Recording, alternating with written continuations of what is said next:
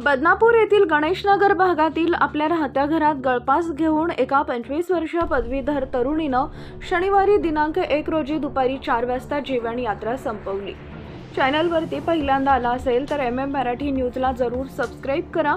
आरक्षण नसल्यानं उच्च शिक्षित असून देखील शासकीय नोकरी मिळत नसल्यानं तिनं नैराश्यातून टोकाचं पाऊल उचललं, अशी माहिती मुलीचे नातेवाईक तथा खातगाव तालुका बदनापूर येथील सरपंच सोपान नाईकवाडे यांनी दिली।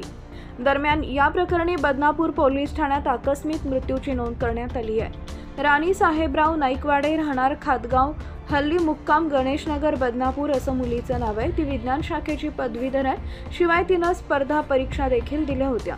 मात्र उच्च शिक्षित असून देखील केवळ आरक्षण नसल्यानं शासकीय नोकरी मिळत नाही, या विवंचनेत तिनं राहत्या घरात गळफास घेऊन जीवनयात्रा संपवली, अशी माहिती सरपंच नाईकवाडे यांनी दिली आहे। तर शासनानं मराठा आरक्षणाचा प्रश्न तातडीनं सोडवावा, अन्यथा नोकऱ्या मिळत नसल्यानं समाजातील उच्च शिक्षित तरुण आणि तरुणी टोकाचं पाऊल उचलत असल्याची भावना अखिल भारतीय छावा मराठा युवा संघटनेचे जिल्हाध्यक्ष संदीप ताडगे यांनी सकाळशी बोलताना दिली आहे। दरम्यान मृत राणी नाईकवाडे हिच्या पश्चात आई, वडील आणि भाऊ असा परिवार आहे। कुटुंबाची आर्थिक परिस्थिती बेताचीच आहे।